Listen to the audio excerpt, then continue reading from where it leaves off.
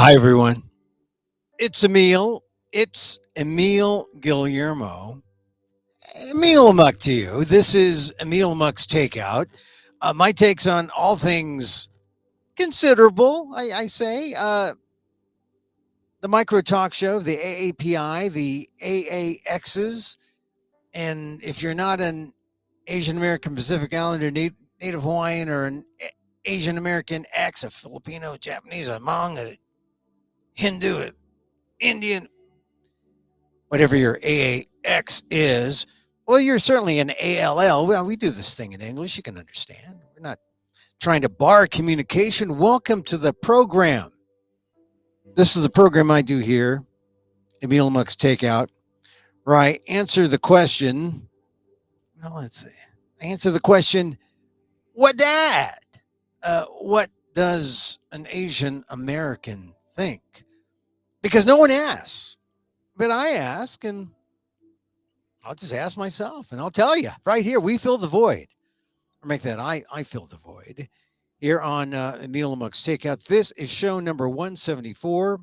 We're here Monday through Friday between 2 p.m. Pacific and whenever. Ideally, it's like the first segment of a talk show where you and I've done talk shows in San Francisco, Boston, Sacramento, Washington, D.C. And, the thing is, that first segment, that's where the talk show host polarizes and riles people up and gets people to get on the phones. And that was the thought, that I was just going to do that for the first segment. But there's just so much to talk about that no one asks Asian Americans. And it's an opportunity to give you my perspective, give you a perspective from an Asian American. Sometimes moderate, sometimes progressive, sometimes more progressive, sometimes less progressive. Never, ever really conservative. But, maybe a little bit. Maybe that's where the moderation comes in. Because, I am a Libra. So, we're balanced. We're balanced folks. So, show 174, what are we going to talk about today? Oh, lots of things. I got Professor Dan Gonzalez coming in, College of Ethnic Studies, San Francisco State, Asian American political science guy. We're going to talk about more about the elections and Democratic messaging and the Build Back Cheaper plan.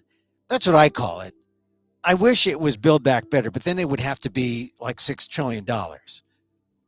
But we're Build Back Cheaper because they're cutting it down to like between 175 and 185 or 1.85 trillion. Boy, 185 trillion. I don't want to give you a heart attack. 1.85. And we'll talk about the votes that they're still negotiating at this hour. As we speak, they may be voting tonight because they so desperately want to show the American public that they're doing something. So we're going to talk about that with Professor Dan in a second.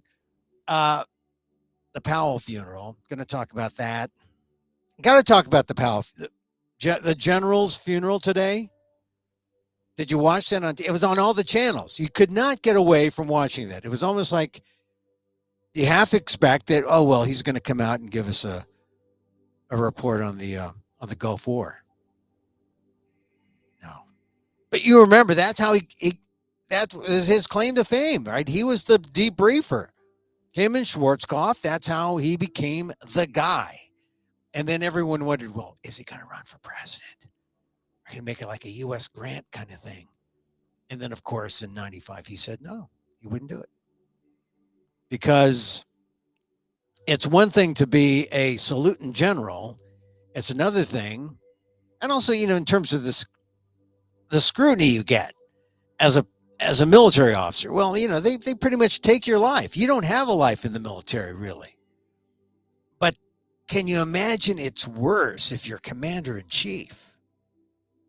And that's what the choice was.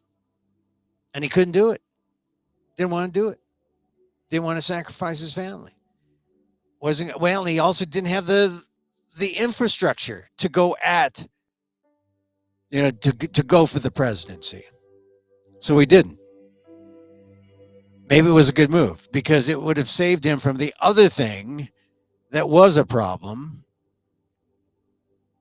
That thing, well, when he couldn't be the president, he had to work for a president, and he had to be Secretary of State, and he had to make really the speech that he called the blot on his career, the speech that justified the Iraq War, where General Powell, then Secretary of State Powell, had to carry water for George W. Bush, for Cheney, for Rumsfeld, for that whole pro-war cabal that was leading the country into a war that we never should have been in. But they used Powell. Isn't that funny? Powell was their human shield. So that ran through my head through the entire funeral. I mean, I love funerals. I mean, if you're Filipino, you go to funerals all the time, or at least it seemed like I did throughout my life, because there are a lot of old Filipinos, and I was into it. I mean, I was into the pomp, the ceremony, here's the soldiers, they're the pallbearers, they're bringing in the body.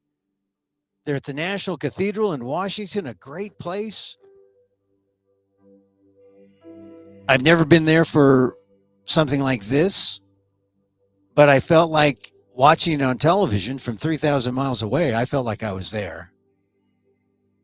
And that whole thing about 2003 was in my mind as I saw them put the casket into the cathedral, as I saw the eulogies one by one. They were good. They were fun. Armitage, the assistant secretary to Powell, they were good buddies. And some people said, I heard one commentator say, "Oh, that was a kind of it was a sort of unpolished but great because it was real, because it was authentic." Okay, yeah, but maybe that was the only one, because the rest of them were they were real, but they were reminded that they were at a funeral, and they weren't going to tell the honest to God truth, right? That's really politics, right? I mean, you don't always hear the truth at a funeral. You save that. You save that for maybe another time. And you have the good taste to just say nice things. But I'm going to get to that point. The eulogy that struck me the most was Michael Powell. Michael Powell, the son of Colin Powell, who in his eulogy recalled how he was having a hard time. Michael Powell was having a hard time with the press when he was head of the FCC. And he called his father and asked him if he should quit. This was his response. Here's his response. Yeah. The response was swift. Powell's don't quit. Powell's don't quit. That's what he said about what his dad said. Here's to continue. People will long forget the issues you're dealing with. They will never forget how you conduct yourself. This was a lesson that Michael Powell shared in the eulogy about his dad. What his dad said to him: don't quit. Powell's don't quit. People will long forget the issues you're dealing with. They will never forget how you conduct yourself. You know, I wonder if Colin Powell is wherever he is. I'm not making a judgment as to where he is right now. We know he's passed on. But if he heard his son today, would he say that he did the right thing in 2003 when he went up before the UN Security Council and said Saddam Hussein had weapons of mass destruction. Because in Michael Powell's words that his father said, people will long forget the issues you're dealing with. Well, we haven't. They will never forget how you conducted yourself. Well, we haven't forgotten. There he was, essentially lying. Because he said Saddam had weapons of mass destruction. Did he? No, he didn't. Now, maybe he had some cover. He could blame faulty U.S. intelligence. He should have known. And if he did know, or if he was later corrected, could he have stopped that moving train that justified the Iraq War? Because if he was a good guy, he would have. People will long forget the issues you're dealing with. No, they haven't. They will never forget how you conducted yourself. Well, he conducted himself like a Secretary of State who was a former general. And he saluted the Commander-in-Chief, George W. Bush, and all his folks, who said, we got to go in. We got to go into Iraq. And that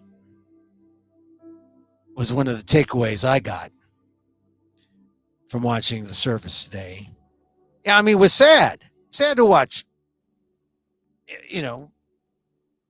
essentially the Episcopal Mass, right? No communion, but they had the readings and they had the eulogies. That one thing stuck out of Michael Powell's eulogy for his dad, plus the fact that he said his dad loved mechanical adding machines. That was is that neat? I don't know if you call that neat. It's just a thing you don't know about General Powell. But here's one other clip I want to play. This is Michael Powell again. He talks about the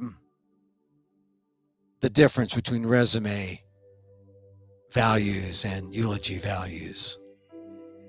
Let's see here. Resume virtues and eulogy virtues. Okay, resume virtues and eulogy virtues. This is Michael Powell talking in reference to his dad. Resume virtues are your achievements and your skills. Eulogy virtues are those discussed at your funeral. The ones that exist at the core of your being, whether you are kind, brave, honest, or faithful. This person has a quiet but solid sense of right and wrong, not only to do good, but to be good.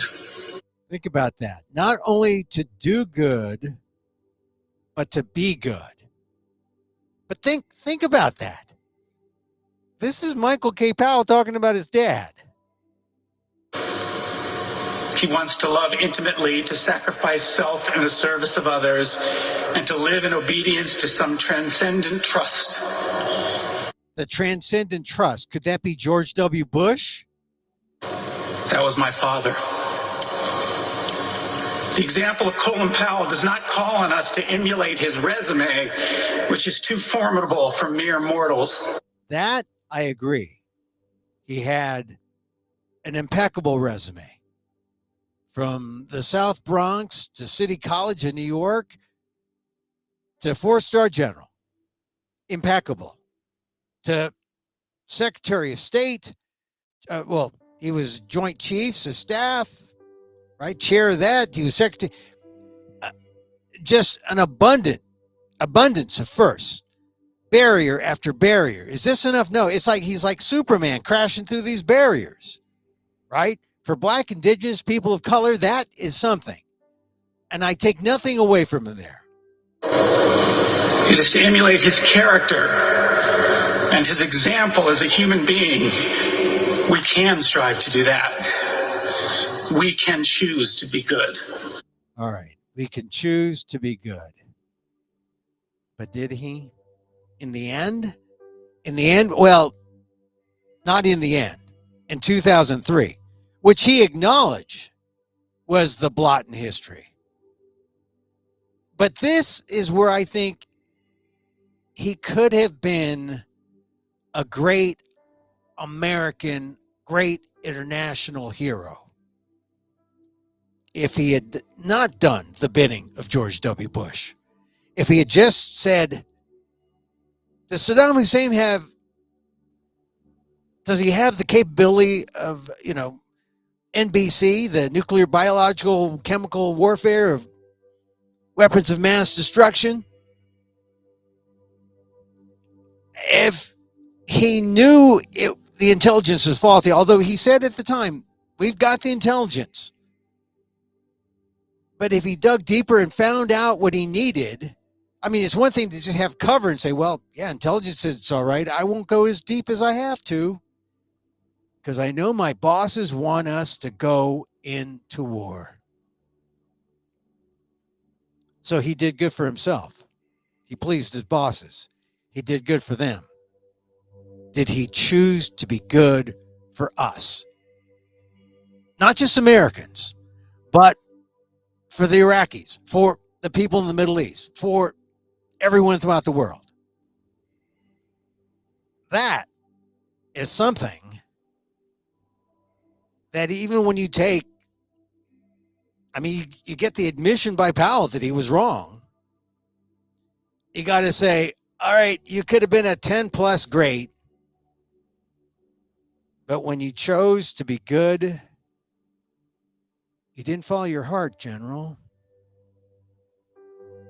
You weren't the real Colin Powell. You were the good soldier. You said yes to George W. You said yes to Rumsfeld. You said yes to Dick Cheney. You said yes to the intel you were given. And you went to the UN Security Council. And then the U.S. went to war. And hundreds of thousands of people died.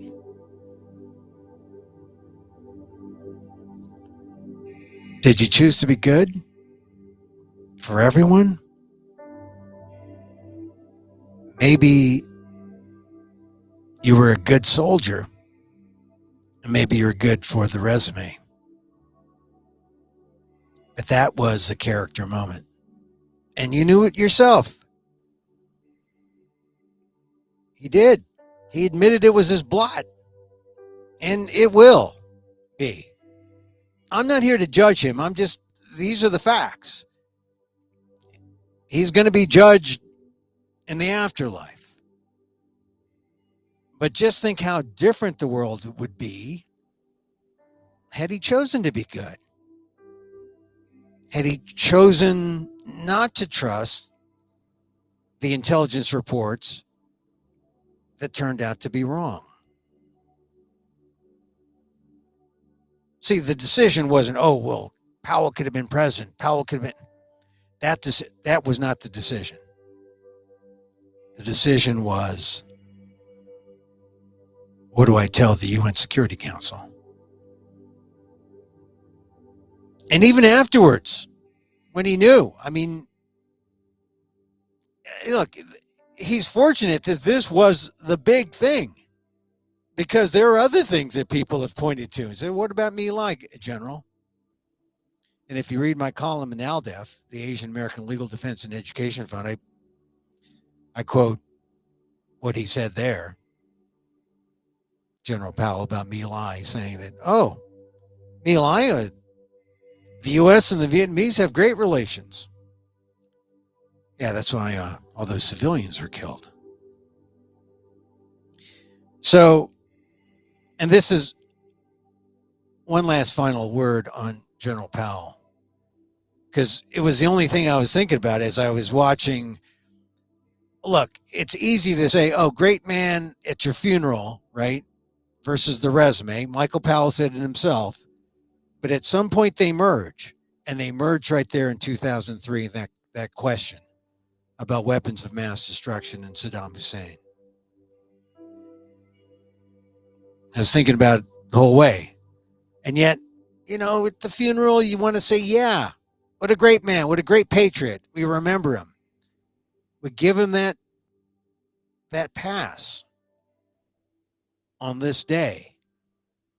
And yet, it's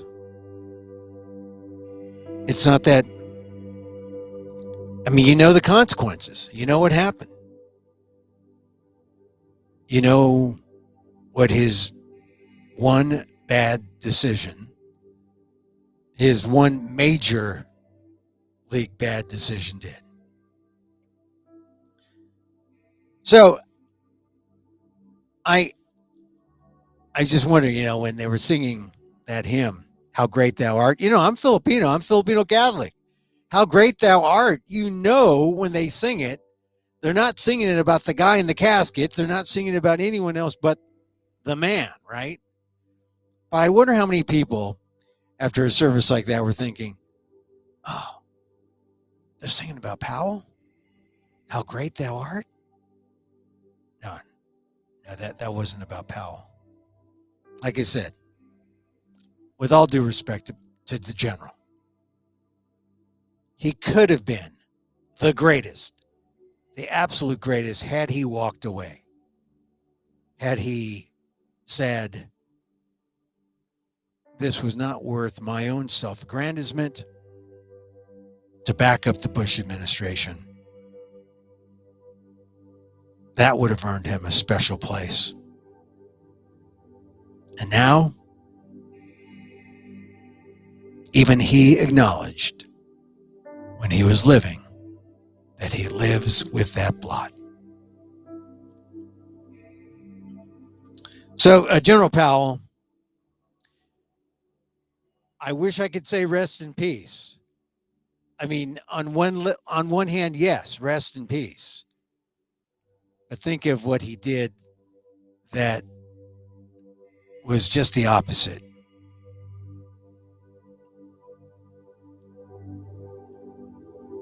And yet I know, as a member of the BIPOC community, Black, Indigenous, person of color, and I've said it, I've written 2 columns on this, he was a firster.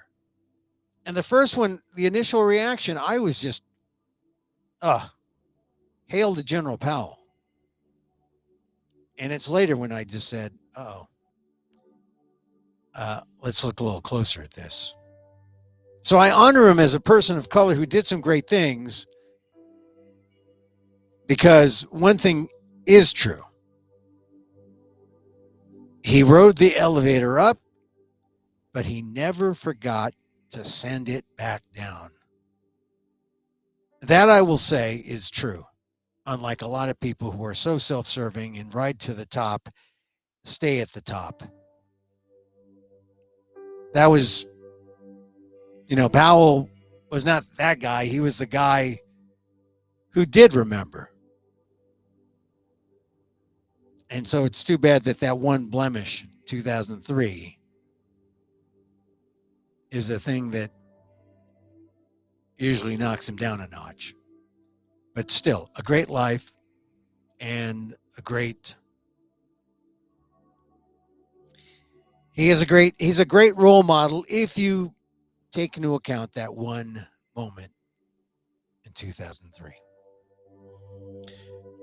All right, so now all that's going on, and we're thinking about all these big things, these long tail kind of things. Colin Powell, what he said in 2003. Oh, it's great to see all the presidents there, except one president. You can guess which one was. Well, Jimmy Carter wasn't there. He's sick. Bill Clinton wasn't there. He's still recovering from his health scare. But 45, he wasn't there. And, who was surprised by that? Anyway, let me bring in College of Ethnic Studies professor Daniel Phil Gonzalez. Dan, how are you? Good afternoon, sir. Good afternoon. So Good that was something. The audience. that was something to see all the presidents together, wasn't it? A little bit, except the Yes, Trump. yes, it was. And it's too bad that Clinton and Carter weren't there. You know, nobody Yeah, missed 45. yeah, Well, some people probably missed him, but I mean, it would have been incredibly hypocritical for that guy to show up. It would have been so bad on so many levels. yeah. But like I was reading a one headline in I think it was the Times. It said how Washington came together, and some of Washington came together. Yes, yes. So, but in a way, this is like old style Washington, where Democrats and Republicans fought, but in the end, you go out and you have fun together. You play together. I mean, when I first got to Washington in 1989, I was actually surprised at how everyone was friendly. It was a friendly kind of thing. It wasn't like everyone at loggerheads, trying to be as arch enemies. It was like people were they might have battled politically, but they were friendly all the other times, which is the way politics should be, right? Civility. Yeah. Well, when do you think that began to happen? That When there's a I lot got of there, debating. when I got there, 89. You I were mean, it was coincidental for me, but in 1989, that's when you had Rush Limbaugh really starting his rise. That's where the polarity and the gridlock, when the first mentions of gridlock happened between, say, 89 and 91. You know, I just think that kind of discourse was worsened by talk radio. I think, and the guy who was the master is the late Rush Limbaugh, and unfortunately, he did it and destroyed the country. Yeah, I would agree. But what perspective was Mr. Limbaugh coming from? Right, the right. Yes. And what was his, what was he paralleled anywhere in the television news media? Huh? I think he saw himself as the antidote to the liberal left wing media, as he called Absolutely. it, right? Absolutely. And so, And, he was extremely popular. yeah. Um, uh, you know, at the start, do you think that he was as mendacious at the start as he was, let's say, 10 years later in Oh, the no, in the he late built up. '90s? He built up steam. He got worse. And I think that's one of the problems with Limbaugh, that he was just like a steamroller, and then he spawned other people, Yep. other imitators, Glenn Beck, O'Reilly, Fox News, really essentially is an imitator. They're all Hmm. right wing imitators of Rush Limbaugh, and he stayed, his in his in his house in West Palm Beach, with his own media empire. But uh, I just think that it's a shame that that was the beginning, and we never have been able to right the ship. I mean, if America fell down, you know, from at that point, because of the polarizing discourse, it never has been able to come together. We've been trying to come together ever since. And now look, with this build back, I call it build back cheaper, but it's the build back better plan. We're seeing how even the Democrats have a hard time doing the right thing. To Well, they're more pass, likely to have a hard time. I mean, that's the reality of the Democratic Party is that it is a big tent party, yeah, and it has always had a conservative element under in that tent. They always claim. Remember the old saw? Well, I am a fiscal conservative, but a social liberal, right, right? yeah, And that's Manchin said it about himself just yeah, the other day. yeah. So I'd like to hear Kristen Cinema say something, along those lines to identify what she is. See, Uh, when people hear all this stuff, they get upset because at some point they say, look, you're all Democrats, get together and get this thing done, which is easier said than done. But if you believe in the principles of your party, you you don't end up sabotaging it in the way that Manchin and Cinema have, and the way the moderates have, and a couple of key Asian Americans, well, or Asian American representing type people, like Ed Case is a white guy in Hawaii, but he represents an overwhelmingly Asian American constituency. yeah, He's one of the moderates who's blocking um, the passage. Stephanie Murphy, she's an Asian American from Orlando, and I imagine there's a lot of Asian Americans who see themselves as fiscal conservatives, and they aren't. They don't want to. They believe in the idea that you mentioned, the fiscal conservatism, social liberal fiscal conservative. yeah. That But do they? When you can, it's easy to say that, but you can see that by being a fiscal conservative, Mr. Manchin, and to a certain extent, a lesser extent actually, Senator Sinema, that being a fiscal conservative often puts you on the wrong side of social liberalism. yeah, Because liberal Democrats, liberal and progressive Democrats, even radical left Democrats, right? They're interested in the welfare of the poorest among us. They're interested in the working class. And they look at things from an economic and a socio political point of view. It's never just politics as usual. What we often refer to as traditional politics. Some of what you were talking about, like before you got to DC, we could all depend on people understanding what the rules of civility were. yeah, Even in DC, you know, there was much less absolutism, right? And that absolutism came from the right. And one of the things that really bothers me, how do you feel about, one of the things that I ask students about, what are false equivalencies, right? yeah, Like both sides do it. Okay, so let's just pick mendacity, lying about public events, yeah, whether or not they even occur. yeah. Uh, and then they say both sides do it.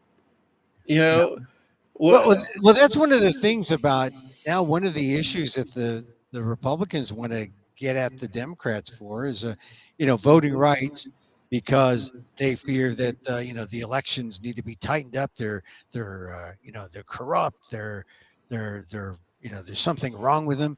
But no one's complaining after Tuesday. No one's complaining about the elections. No one's complaining about election frauds. That's Okay, let probably me do that. Let me do that. It was rigged. yeah, It yeah. was rigged. McAuliffe should have won. That was I want a one recount. that was one of the biggest takeaways from Tuesday's election, that on the day of the dead, no dead people voted. Yeah. On the day of the dead, there was no election fraud. I love it. I love it. That's really good.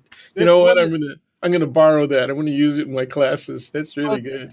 well, I think That's it happens every 7 years. The day it's of the one dead. heck of an irony. Yeah, the day of the dead and an election day on the November 2nd coincide. But really, it's one of those things where no one's complaining about it now, and people should be smart enough to understand that. Oh, don't go there. Don't go Well, with they the should be smart smart part. enough to know that, hey, look, there's nothing wrong with. We know there's nothing wrong with our elections. There's only things wrong with the people who run for office in elections. That's what's wrong. It's not the Well, elections; it's the well, people.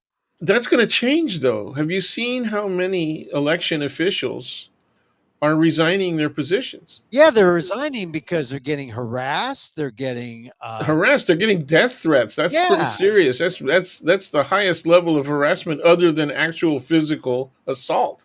yeah. Well, being a person of color, you should know this too. That you say something or do something that is that people disagree with, you're going to get some kind of threat, you're going to get at least hate mail. That is not maybe to the level of death threat. That's maybe not quite a 10 on a scale of 1 to 10. It's probably more like a 3. But, you know, you go out there and you say something that is going to be disagreeable by some, to some people, you're going to get hate mail at the very least. And, but I think we got to see the voting rights, all the Yeah. reforms to Yes. voting Yes. rights Yeah. happen to make sure people vote. Because if the Republicans' voting rights, it's not really a voting rights; it's really a take rights away bill that the Republicans want. They want to restrict voting, but the John Lewis, They've already succeeded at gerrymandering in the red states. yeah. You know, Well, they've done that. several states that are sort of swing states or blue states traditionally have passed measures that take the formation of districts, right, voting districts, and precincts. They've taken it out of the hands of the politicians themselves and rather put it into the hands of commissions that are theoretically at least balanced Right. party, in terms of partisan representation. California, I don't know. We That's another thing we should talk about sometime. But Yeah. Well, uh, see, this is the thing. I've always questioned whether or not, uh, you know, we've always gotten away with the fact that our system has been really precarious, but nothing really bad has happened. And now right, people realize just how how precarious vulnerable it and is. Yeah, vulnerable. Yeah. it's I mean, extremely vulnerable. One of the things I wanted to talk about was how do you feel about the way that the Democrats deal with the constant aggression by the Republicans? It's constant and it's simple. One of the things that I think is appealing about the Republican strategy to people who have tendencies towards really conservative thinking, right? I'm not talking about the branding of conservatism as it's gotten so twisted lately, right? But real conservative thinking. Do you connect racism with conservatism? uh, generally, I would have to say I do. I, I, Now, I do. we're And, talking and about conservatism in the traditional sense rather than the way it's been misused and abused recently. well, you look at conservatives like, say, there's room in the Big Tent for Clarence Thomas and Condoleezza Rice, and there's room for Black and Latinx uh, Republicans. So being a conservative doesn't necessarily mean you're racist, but generally the racists I know tend to be conservative and not liberal. I mean, well, name some liberal racists who are public about it. I mean, I'm sure there's some liberal racists I'm sure there are. who Yeah, aren't there's public degrees about of racism, right? it. And academics, particularly in ethnic studies, like to look at people who commit what we refer to as liberal racism. You know, um, the helping hand attitude. Oh The yeah. community messiah attitude, right? These people have been oppressed for so long that they don't have the ability, right, Yeah, to address these issues on their own. but still though, it is a kind of racism. But Yes, on the one hand, they are addressing some problems of some people to a degree, right? I mean, it's versus the outright racism of conservatives that say, take away the green cards, take away the health care, take away, these immigrants are taking money out of our funds for, if they're undocumented, they shouldn't, that's right, usually conservatives saying right. that. No, it's very clear, and most of my colleagues would tend to agree with you on the issue of liberal racism. One of my past chairs, decades ago, when I confronted him with that question, what about liberal racism and degree, and how do we deal with that internal to, let's say, party politics and local politics in San Francisco, particularly? And he said, "Okay, liberal racism." He goes, "What would you rather be, patted on the head or kicked in the groin?" Oh, that's it. There's no Which I third said, well, choice. which one's liberal? Which one's the liberal? Well, uh, you're still living.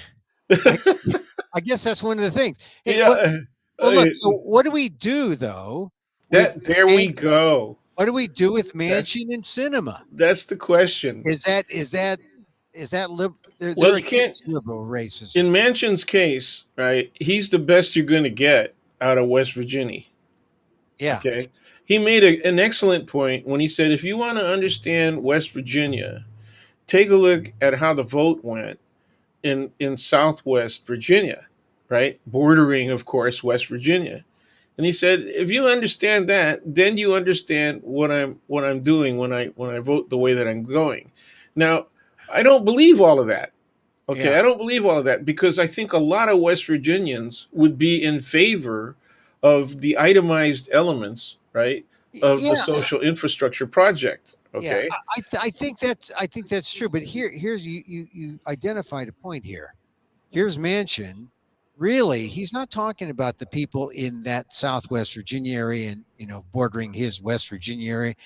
He's really talking about himself.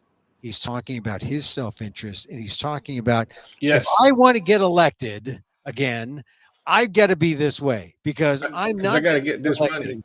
I'm not going to get elected again if I vote for Build Back Better the way it is now. And if Well, I I would, think he knows that he's constantly at risk, right? Just as well, being a Democrat in West Virginia, and I think he's been padding his retirement fund, oh, a lot with the whole yeah time. with He's got tons of money, and how much of that is really going to campaign finance, right? And how yeah, much of it, because he owns stocks and bonds. He's in immediate conflict of interest. yeah, You and well, he's in the back pocket of the oil and gas interests of his state, know, and when and say, Cole, so here's a thing that really bothers me when I was talking about Powell earlier, Colin Powell and his funeral, and being yeah, good for the people and internationally, or being good for yourself, right? For the resume or for the funeral, for the eulogy, and really, Colin Powell, when he made his big mistake, he did it for his resume and not for all the people. And at some point, when you're in politics, and I think this is the problem, you're into self-preservation more than you are for the preservation of humankind, for the goodness of fellow citizens. You're making decisions for yourself, for your ability to stay in office, right, and that should be, look, you should be able to make the tough choice that is not self-serving. Now, as I say that, people say, what the hell are you talking about, Emil? Why right. would I vote against my own interest? Because it's right. Now, who does that? Not many people can. And because not many people can't, if you do, you are a saint. But if you can't, then you're just like all the rest of them. And that's why Powell, as great as some people say he was, there was that one blot, he even admitted it, that makes him not quite saint level. Yeah, He there's not going to be very many people that answer to that standard. In fact, I well, can't think of any right now. I well, can't think. they're not in politics. If they, Yeah, you yeah. can't be in politics I if you think I are. think the closest you get, if you want to look at people in the presidency or in the, high positions, like Powell, I would say the closest you're going to get is Jimmy Carter, and he was a one-term president, and they went after him because he made a statement about. They went after him for two big things. One, he said, "I have lusted after other women in my heart." Remember that? Yeah, I do remember that. And I they was made it hoping you were sound going to like say that. he committed rape in full public view, you know. Yeah. And then they also went after him because the rescue attempt Oh yeah. of the Iranian hostages failed so miserably. See, Right? isn't it funny that not many people of a certain age would remember that, but not many people recall Jimmy Carter, except that they remember he built houses. Jimmy Carter built houses. He still does. He still does. But I met him. I went to a Sunday school lesson that he gave.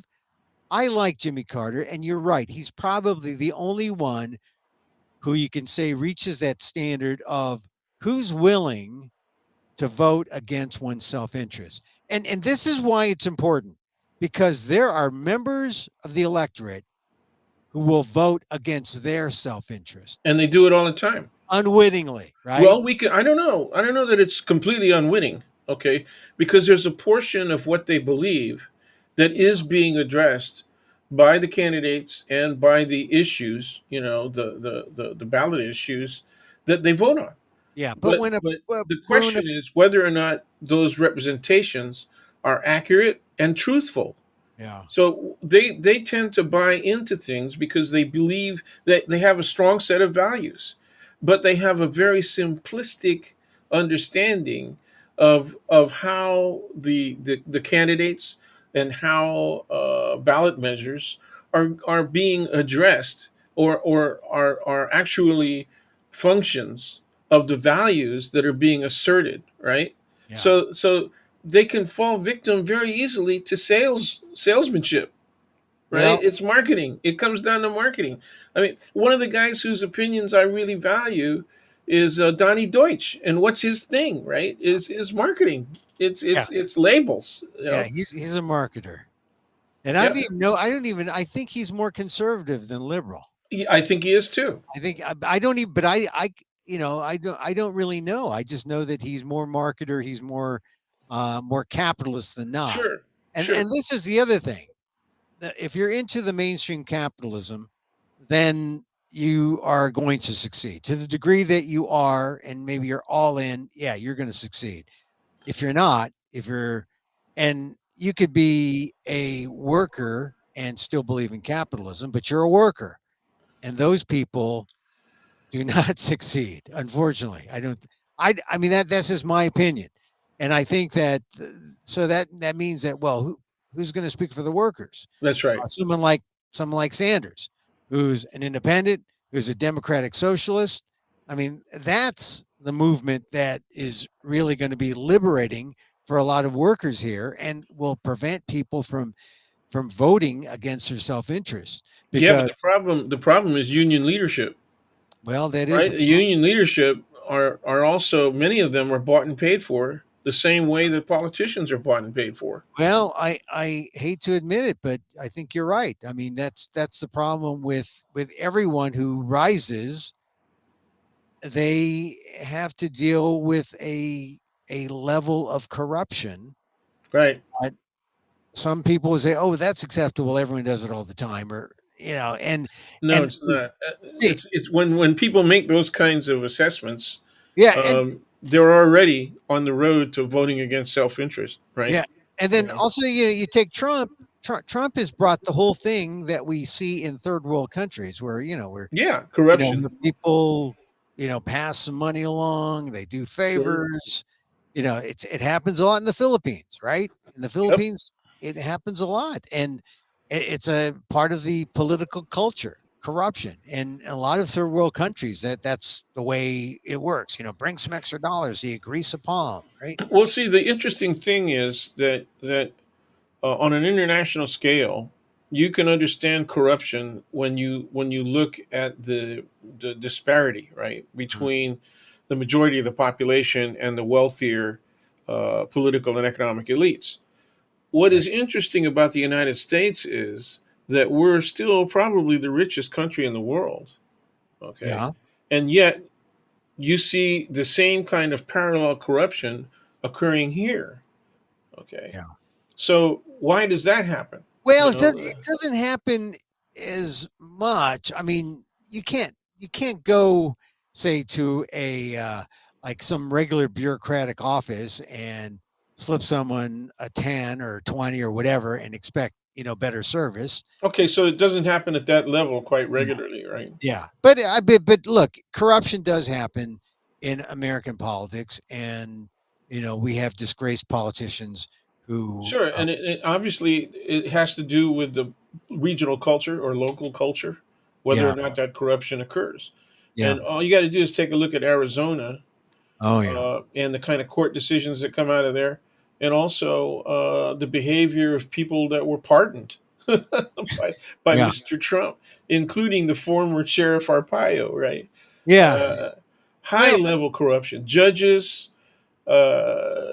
constables, prison guards, yeah. bought and paid for by the private industrialized prison complex. See, now all of this uh, just does not. If people who are like outside of politics and they listen to this and they say, "Ah, this is why I hate, politics. This is why I keep an arm's length from all that because And you know by doing they that, they permit this corruption to right occur. they take themselves out of the game, and that's why when I said vote, remember you have the power. They're working for you. They are the public servants. You may not care about politics. You may not want to run for office, and in fact, it's all right if you don't run for office, but the people with the power are the ones with the vote, and Right. you vote. And that's why it's all important when they either redesign district lines or they Yep. try to take the power of the vote away, or you know simple things like same day registration, all day voting, weekend voting, mail in vote. When they start Making doing those, voting a holiday, yeah, making voting day a holiday. yeah, and It's a holiday in most other democratic societies, and yeah, but on a recent couple of years ago, my wife and I took a trip through Spain and Portugal, right, and and we talked to our guides and our drivers, and people casually on the street and restaurants, and I asked them, how is it? The tax system. People complain that it's too much, and they say, well, actually, the medical assistance that we get and the high quality of education that we get that's available to everybody, that stuff is really good. And I said, well, we've been driving through your country, and the freeways are in excellent condition. And they said, well, why do you notice that? And I said, well, I'm from California, and the freeways, there are areas of the freeways that are in horrible condition, yeah, yeah, and they're not in good repair. I gave them the example of the quake oh of yeah, '89, and how all kinds of highways were injured in the quake, and money was set aside. We had a big bundle of federal money to repair the Dole approach, right, to the Golden Gate Bridge, the San Francisco side, right, of the approach to the Golden Gate Bridge. And it took 10 years to just even get started on working on that. It wasn't until the early 2000s that they started doing a meaningful burden of work on that approach. And yeah. it just, it's been less than 10 years, right? I mean, it's been since last decade But this is that you could actually trust that approach. And well, this they is did a great job. yeah, But look how long, and the money was there from the start, and yeah, it took forever for the locals to decide how and when they were going to do it, and it ended up doubling the cost.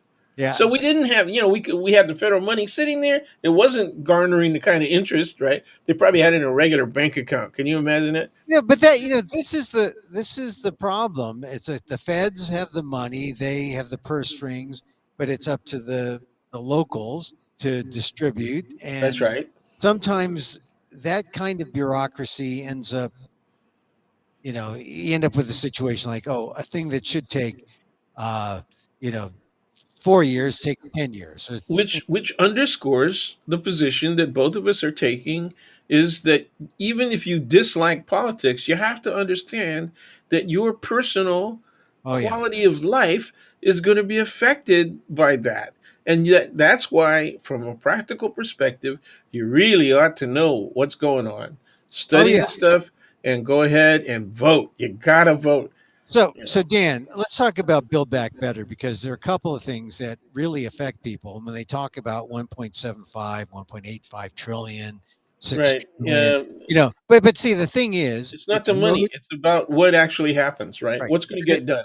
But it's also there's money for roads and bridges, but some of Yes, the other things that that's they the can do, hardware side. yeah. But on the soft side, there's money for immigration, and this is something that um, should concern. Resonate with Asians and Yeah, particularly with Chinese and Filipinos, since we're the yeah, biggest we're the yeah, biggest groups yeah. still So immigrating even today.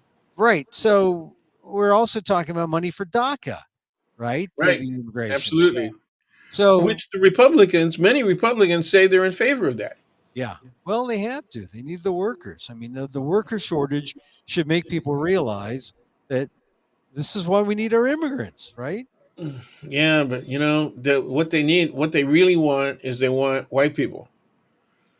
Well, the They, brown, they want white immigrants, or at least somebody from Europe. If they're yeah. not white, They then make it. European of some sort.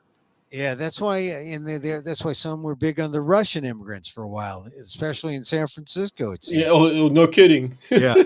So, all right. So, tell me, what do you think's going to happen with this vote on the Build I think Back it'll Better? get passed. I think it'll get passed. I think But the not this progress. week.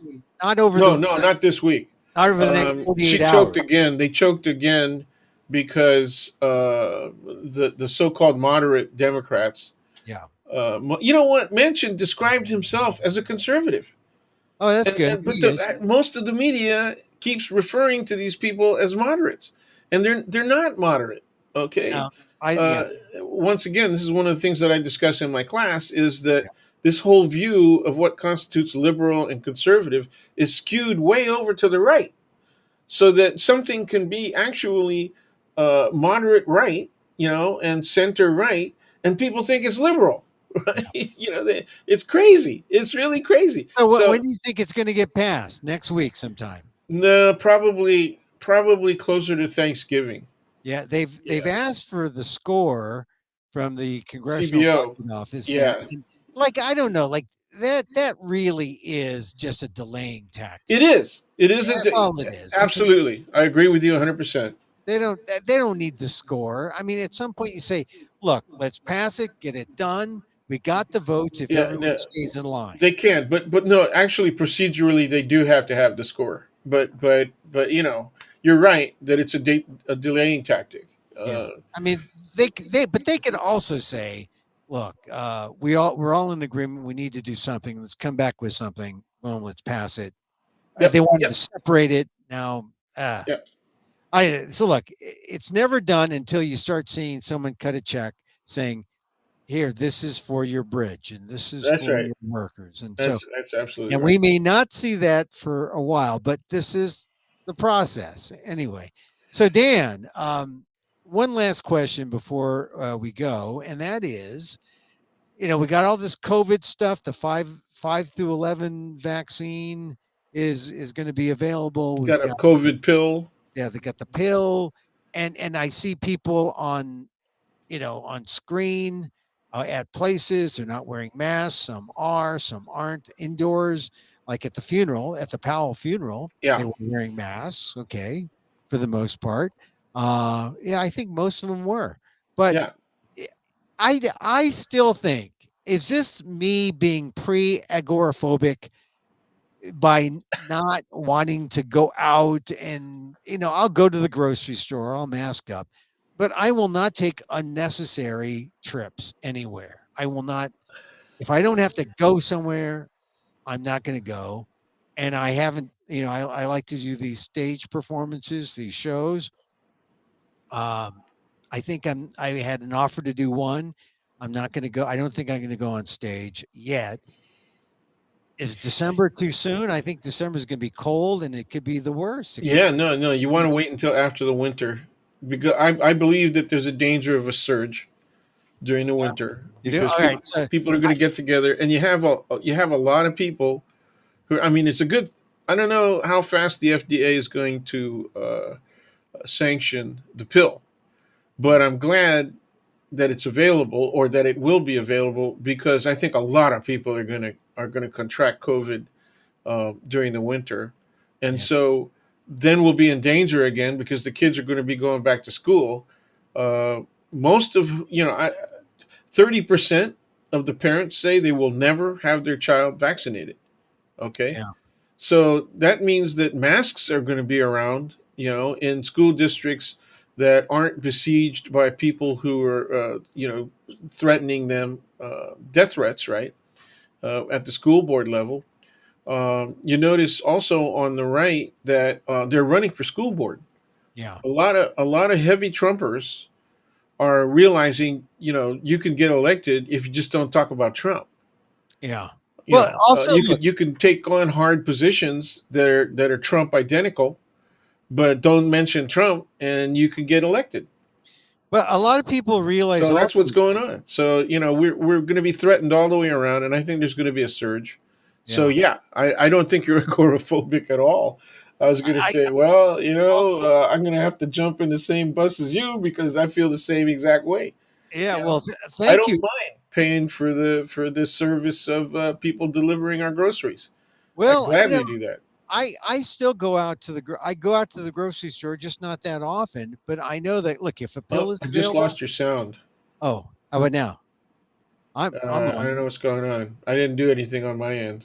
Oh, Let me check. I'm still pumping It's out probably sound. on my end. Yeah, I think it's Wow, on how did your that end. happen? Yeah. Okay. Okay, let me go check. All right. Well, look, Dan, that's it for today. I mean, it's a eh, okay. Dan is gone because his unfortunately. I was going to tell a joke about the pill. I said, "Look, I don't mind if I get COVID. I just mind if I get pregnant. That's all." Anyway, that's Professor Daniel Phil Gonzalez. We lost sound, but he'll be back again. He's a regular guest. I like having Dan around because Dan is he's one of the originals at the College of Ethnic Studies, San Francisco State University. He knows politics. He knows Asian American studies. He knows Filipino American studies. He knows it, and it's an honor to have him come and share with us here on Emil Muck's Takeout. So I think it's time for more music. So thank you again for being with us all this week. What a week! I mean, we had an election, as I like to say. Hey, it was a Day of the Dead, and no dead people voted. What are these people talking about elections being rigged? Dead people voting. It doesn't happen. So, and yet, the Republicans are going to fight the Democrats on voting rights, on election integrity. Not an issue. It's not an issue, but they're making it an issue. Don't buy into it. Don't buy into the big lie that someone else won last November. That a year ago, someone else. No, the real president is in now. Don't buy that January 6th was just like a walk in the park. It wasn't. Notice they got that. There was a white female realtor from Texas. She got the book thrown at her. And it was right. She said, "Look, I'm not going to go in jail because I'm white." Well, you're going to jail, honey. Oops, I shouldn't have said honey. That's kind of like a sexist thing. But she's going to jail. So don't buy that. January 6th happened. And let's hope the January 6th committee does what it needs to do to expose and to punish those people who are perpetrators of that. That's a blot on our American democracy. That was a failed coup. And it was staged, well, all the fingers are pointing to the highest office in the land, the Trump administration. Anyway, so what a week. And then we end up with one of my favorite topics, General Colin Powell, a man who I praised uh, really, I, I, I overly praised perhaps when I first heard of his death, but you look at the record and you say, you know, he was okay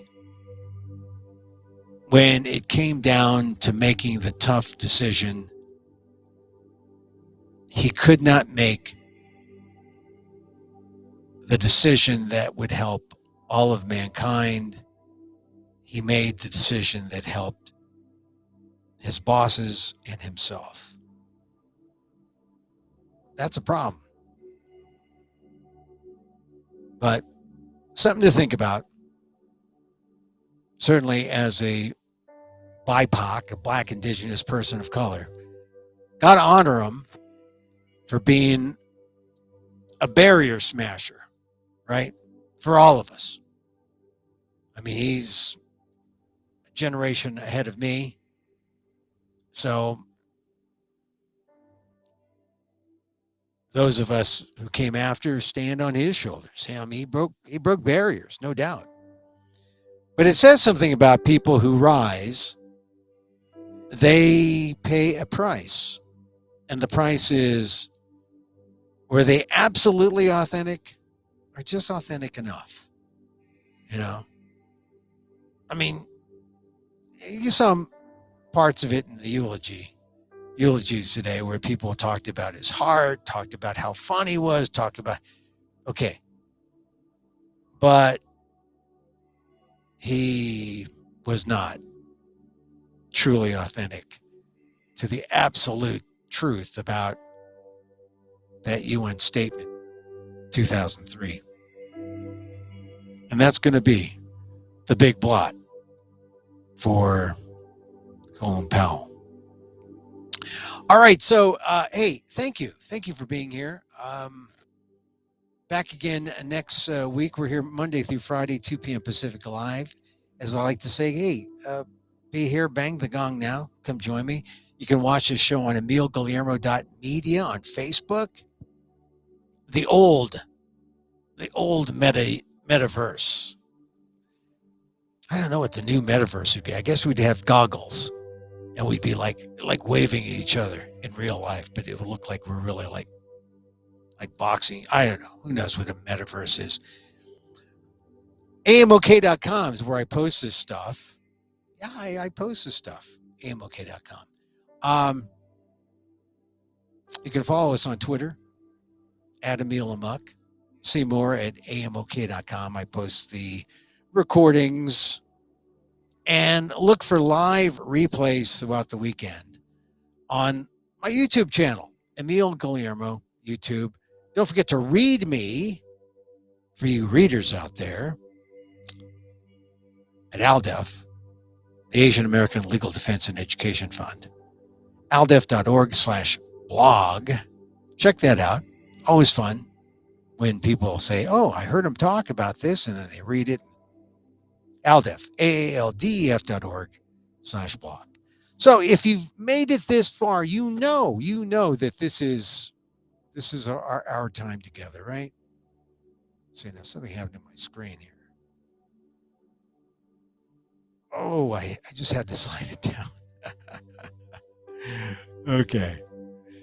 So if you made it this far, this is the time we get kind of meditatey. Yeah, where we talk about how, hey, don't forget the bishop, I think, or whoever was the presider at the end of the Powell funeral, he said, don't forget self-love. Self-love. That means forgive yourself. It's all right. I think Powell did. Powell owned up to it. I think he couldn't have lived with himself if he didn't have self-love in the end. He had enough self-love. You don't become a 4-star general without having an adequate amount of self-love. But for those of us who aren't 4 stars, don't forget the self-love, the self-hug. You belong. You're worth it.